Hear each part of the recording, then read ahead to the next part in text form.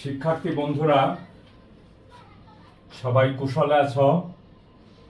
অধ্যায় 2 সেট ও ফাংশন অনুশীলনী 2.2 নবম ক্লাস অনুশীলনীর 12, 13, 14 এই তিনটা অঙ্ক একই অঙ্ক আমি তোমাদের সামনে তুলে ধরেছি। এই অঙ্কগুলি কিভাবে হয় সেটার দিকে খেয়াল করো। দেখো 12 নম্বরে বলছে fx = x⁴ + 5x - 3 সরি। তো দেখো বন্ধুরা, আমার এখানে বলছে -f-1 এর মান বের করতে হবে। তাহলে fx এত, যেখানে x আছে সেখানে আমি -1টা বসিয়ে দিব। তাহলে -1⁴ 5 + 5 × -1 আর -3 থাকলো। তাহলে যেহেতু এর পাওয়ার হলো জোড়, সুতরাং ব্র্যাকেটের ভিতরে মাইনাস থাকলে সেটা জোড়ই হবে। আর 1কে 4 বার গুণ করলে হয় কত? 4। আর এখানে দেখো এর পাওয়ার কিছু নাই, তার মানে কত? 1 আছে। তার মানে 5, এই প্লাস আর এই মাইনাস হলো কত? -5। আর এখানে 3 থাকলো। তাহলে দেখো 1 এখানে থাকলো, 5 আর 3 যোগ করলে 8, 8 থেকে 1 বাদ দিলে কত হলো? -7। ঠিক একইভাবে 2 বসায় দাও। 2কে ⁴ সমান হলো কত? 16, 5 দুগুণে 10 আর 3, 16 আর 10 কত? 26, তার থেকে 3 গেলে হলো 23। আবার হাফ বসালে কত হলো? 1/16, 5/2 - 3। লসাগু করলে লসাগু হলো 16। তাহলে 16/16 সমান হলো 1, এখানে 1 থাকলো। 16/2, এই দেখো এখানে 2 আছে, 2, 8, 5 × 8 = 40 আর 16, 3 × 16 = 48। 40 + 1 41 বিয়োগ 48 সমান হলো -47/16। তাহলে এই নির্ণয় মানগুলো আমরা পেয়ে গেলাম। 13 নম্বরে দেখো দেওয়া আছে, যদি fy = y³ + ky², এখানে একটা স্কয়ার হবে, -4y - 8 এর মান বের করতে হবে। কোনো সমস্যা নেই, যেখানে y আছে সেখানেই আমি -2 বসাই দেব। এই দেখো -2⁴। তাহলে কি হলো? যেহেতু এটা পাওয়ার বিজোড়, যার কারণে এটা মাইনাস মাইনাস থাকবে। k -2² পাওয়ারটা হলো জোড়, তাহলে -2 × -2 সমান হলো 4k। আর এই মাইনাস আর এই মাইনাস গুণ হয়ে হলো কি? +8। আর এই 8 এখানে থাকলো, এই 8 আর 8 কেটে গেল। তাহলে এখানে থাকলো কত? 4k - 1। লক্ষ্য করো বন্ধুরা, এখানে বলছে k এর কোন মানের জন্য? f2। তাহলে = 0 হবে। তাহলে আবার দেখো f -2 = 0 হবে, যদিও কেবল যদি এই যে এইটুকু সমান 0 হয়। তাই আমি 0 বসাই দিছি। বা 4k = 8, অতএব k = 8/4 সমান হলো 2। তাহলে k এর মান 2 হলে f -2 এর মান 0 হবে। প্রমাণিত। ক্লিয়ার হয়েছে বন্ধুরা? এখন দেখো ঠিক একই অঙ্ক আমরা 14 নম্বরের অঙ্কটা করি। খেয়াল করে দেখো বন্ধুরা, কিভাবে আমরা 14 নম্বরের অঙ্কটা করি। তার আগে আমাদের অবশ্যই খেয়াল করতে হবে বন্ধুরা, যে আমাদের কি দেওয়া আছে তুমি প্রথমে বোঝার চেষ্টা করবে, তারপরে তুমি সমস্যার দিকে এগিয়ে যাবে। দেখো দেওয়া আছে কি?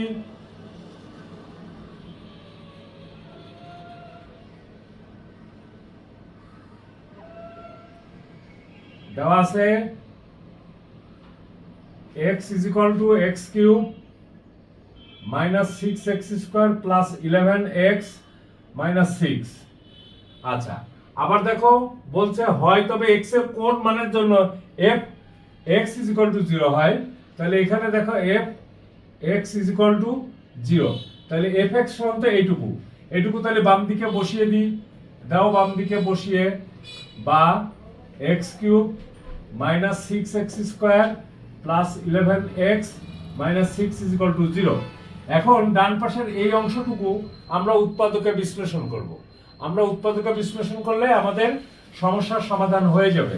দেখো এখন বন্ধুরা, কিভাবে সমস্যার সমাধান হয়। আমরা উৎপাদকে বিশ্লেষণ করি। x³ মাইনাস, দেখো বন্ধুরা কি হয়, x² minus 5x plus 5x plus 6x minus x is equal to 0। এটা আমরা মধ্যপথ থেকে বিশ্লেষণ করি। এটার নিয়ম আছে, ভ্যানিশিং মেথডে করা যায়, বা তুমি মধ্যপথ বিশ্লেষণ কিভাবে করে সেটার দিকে দেখো। এখানে মুখ্য সহগ হলো 1 আর ধ্রুবপদ হলো -6, গুণ করে আমরা তার বিভিন্ন উৎপাদকের মানগুলি বসায়ও করতে পারি। তাহলে এখন এখানে দেখো বন্ধুরা, x স্কয়ার কমন গেল, তাহলে x মাইনাস 1, মাইনাস 5 কমন গেল, মাইনাস 5x কমন গেল। একটা ভুল লিখেছি, দেখো এই x স্কয়ার মানে 5x square minus x square is equal to 6x square. Clear? তাহলে এখানে 5x কমন গেলেই থাকলো হলো x মাইনাস 1, আর এরপরে দেখো এই 5x আর এই 6x is equal to 11x। তাহলে এইখানে আবার কমন যাবে হলো কত, 6 কমন গেলে দেখো x minus 1 is equal to 0।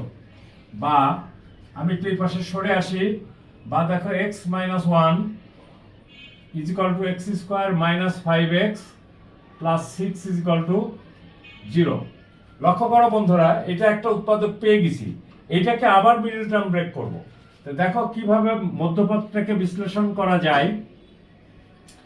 x square x minus 1 into x square minus 3x minus 2x plus 6 is equal to 0। দেখো বন্ধুরা, এরপরে কি হয়, x মাইনাস 1 এটা তো হলো, এখন এইখানে দেখো কমন যায় হলে x, তো x কমন নিয়ে নাও, তাহলে x মাইনাস 3, আর এখানে কমন যায় দেখো মাইনাস 2 কমন নিলে x মাইনাস 3। দেখো বন্ধুরা হলো কিনা, ইজ ইকুয়াল টু 0।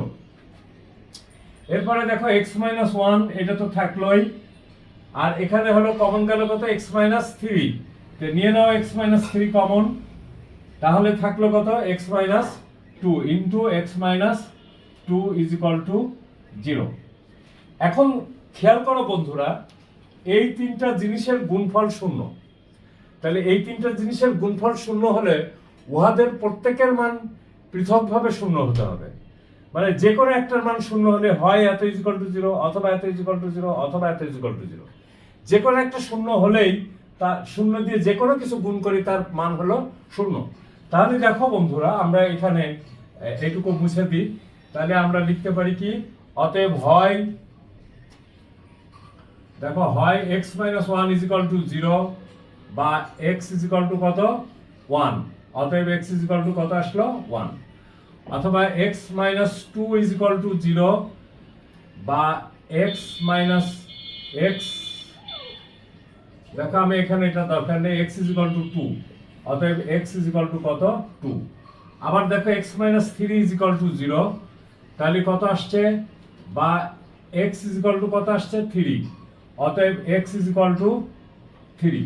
তাহলে নির্ণয় মান কত, দেখো বন্ধুরা আমরা নির্ণয় মান পেয়ে গেছি, অর্থাৎ x এর মান 1 অথবা 2 অথবা 3 হলে fx ইজ ইকুয়াল টু 0 হবে।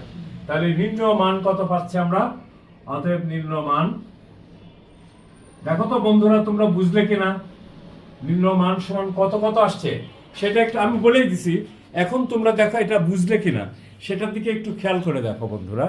তা আমরা সমস্ত গাণিতিক সমস্যাগুলির সমাধান আমরা তোমাদের চেষ্টা করব করে দিতে, কিন্তু তোমরা কি করবা, তোমরা যে কাজটা করবা, বুঝবে, প্র্যাকটিস করবে, এবং দেন কি নির্ণয় মান কত, 1 অথবা